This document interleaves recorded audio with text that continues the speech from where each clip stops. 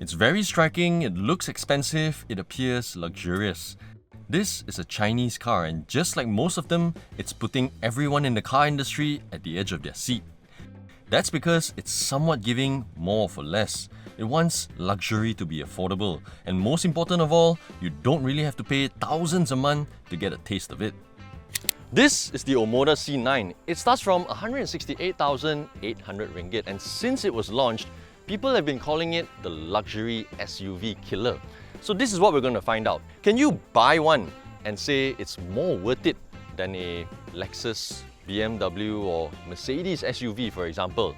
Is it really on par with those far more expensive things?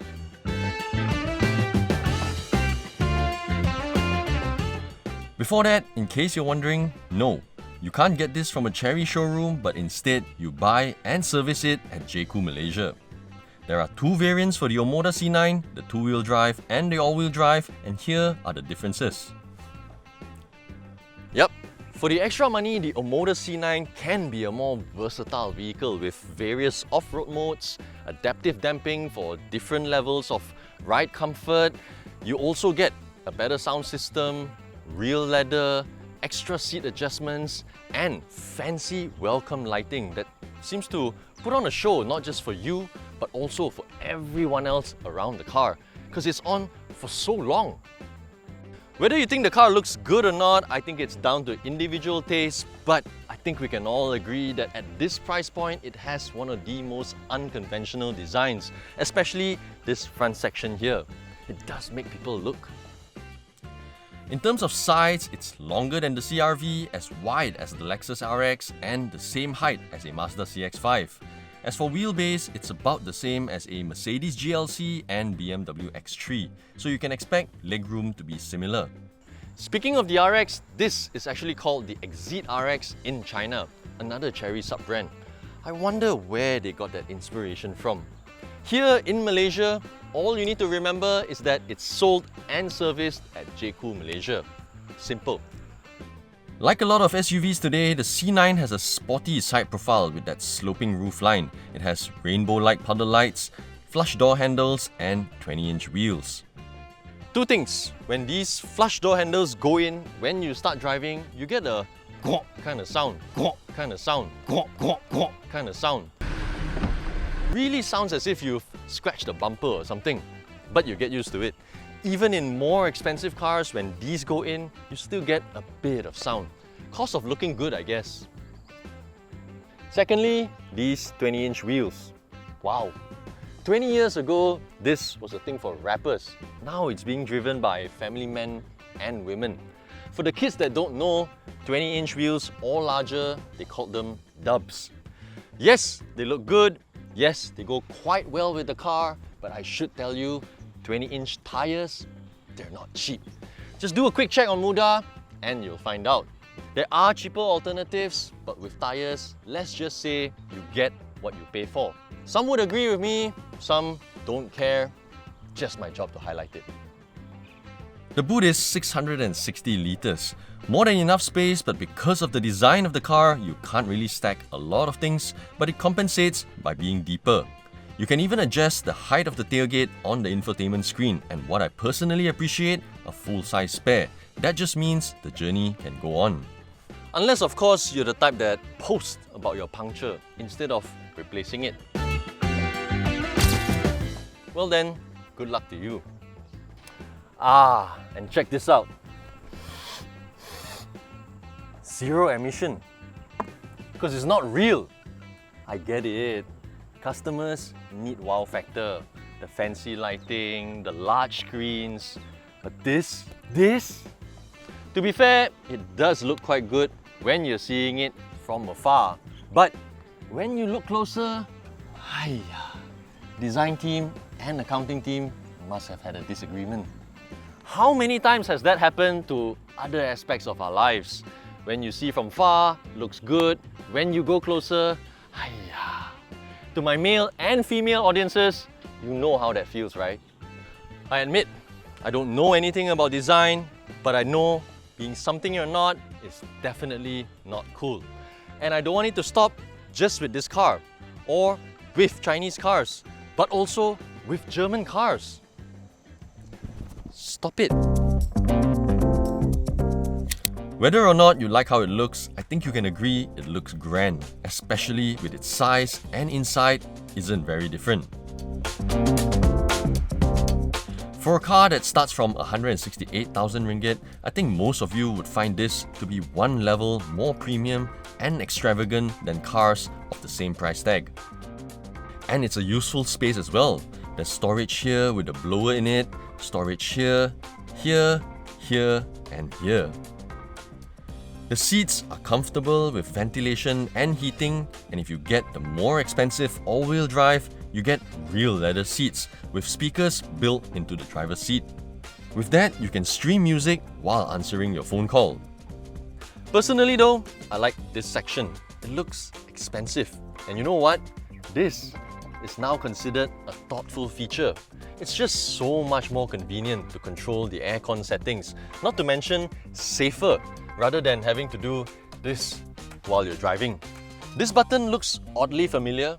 Similarly for these controls, that as well. I guess it's a compliment for the other brand. As for this section here, along with this section, personally, I think it gives the complete opposite effect of trying to look luxurious, if you know what I mean. The steering is functional, but if you have seen my older videos, you'll know I'm not a fan of the glossy surfaces, but I think there's another issue. At midday, when the sun shines into the cabin, it actually glares at you. I'm not sure if it's the design of the steering or the materials, but it's quite distracting. And I've experienced this for the last few days. Guys, you might want to look at this. C9 owners, what do you think? Let me know in the comment section. Aside from that, you actually get to control your steering like this. Definitely an expensive car feature, normally only found in cars over 300,000 ringgit. You get two similar size screens. It's quite straightforward in this one. On this side, the surround view display is okay, does the job, but the menu is not the easiest to get around. I find the screen sometimes a little too sensitive, sometimes not sensitive enough, but there is some consolation. I adjusted the settings when I first got the car many days ago, and I've never had to go through it again. What I really like though is that they show graphics to explain what the features are all about. It makes it easier to understand. Overall, I think it's quite a nice place to be. There are a lot of soft leather touch points, it's easy to see out of, and it's quite thoughtful. There's also an e-latch, like on the more expensive, more luxurious Lexus, supposedly for you to open the door a lot more conveniently with less movement, but I never really saw any issue with this to begin with. The luxury factor is very obvious in the back as well. The seats are electrically adjusted, there are aircon vents by the B-pillar, and you get to control the aircon settings. On top of that, it's super spacious, and like every other Chinese car, you get this. It's almost shocking how they all come with it. If you ask me, the only thing lacking back here for the full Boss experience are sunshades. But then again, you get privacy glass. Perhaps the only other complaint, the thigh rest can be a little higher for a little more support. But honestly, at this price point, it really doesn't give you a lot of room to complain. Now let's get back to what we were talking about much earlier. There is no doubt this car looks expensive on the inside and out, but once you start using it, you start noticing some things. The knobs in the front, the one that I say looks expensive, well, it looks good, but I feel the clicks can feel a little tighter, like this. As for the infotainment screen, it's clear enough, can be more responsive, but more importantly, the copywriting needs to be better. As for the Sony sound system, good enough for me, but the speaker covers, fitment can be better, finishing can be smoother. I've said it before and I'll say it again.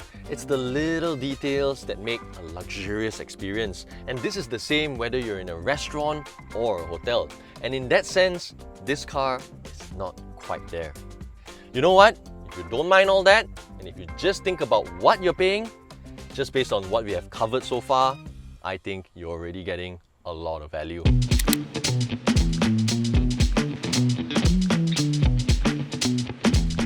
How a car feels is very important, especially to me.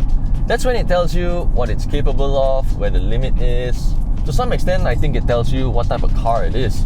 Is it a lazy, relaxed type of car like a big Lexus? Or is it more engaging, like the SUVs we have in this price range? After a few days with it, I think the C9 is more like the first.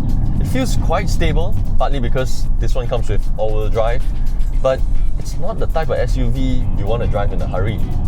It feels like it doesn't like to be rushed. The engine on its own feels powerful when you get it going, but to get it going, I think needs a bit of fine-tuning. There's a very noticeable delay from the time you floor the throttle to the time the car reacts. Even in sports mode, it feels like there's no difference. In fact, unlike most cars, the RPM stays the same when in sports mode, and I've tried it many times. Told you it doesn't like to be rushed. It just prefers and promotes a more relaxed way of driving. Like I said, this one is the all-wheel drive with the adaptive dampers. With the all-wheel drive, you get a very good bite on the road. It feels very assuring, especially when you're driving in the wet.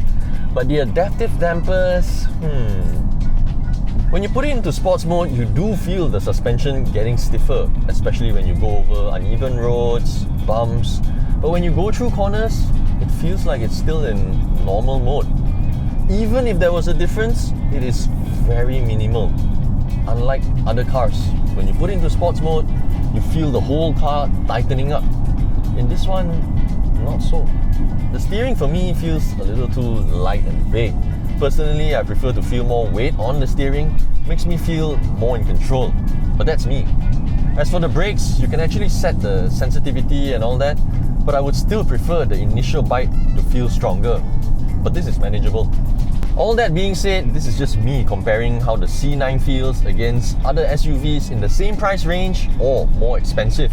But as I've said earlier, different people want different things. Looking at it objectively, especially how I'm driving it right now, cruising at 90, 100 kilometers an hour, this feels like a proper premium car. The cabin is quiet, you get double glazed windows, the ride quality is pretty good, the sitting position is nice, you get good visibility. I've been driving it on several highways over the last few days and it feels really nice when you're just cruising. The one thing I've noticed after having the C9 for just 2-3 days is how quickly and easily I've adapted to it. Just get in, start and go. There's nothing much I need to do differently. There's nothing to switch off, nothing to switch on before I can go. There's one thing that puzzles me though, and I'm not sure if it's the speed warning or the driver attention warning. I've switched off all the safety features, but every now and then it just keeps beeping at me. It says you have been distracted. Even though I've just laid my eyes off 2 seconds, I'm looking at the road, it's beeping. I'm not sure what this is. Maybe it's a safety feature, but I think it's just a bit too sensitive. And you should be able to let the driver switch it off. As for fuel consumption, I've been able to clock between 11 to 12 litres per 100 kilometers with short bursts here and there. I think it's a reasonable figure.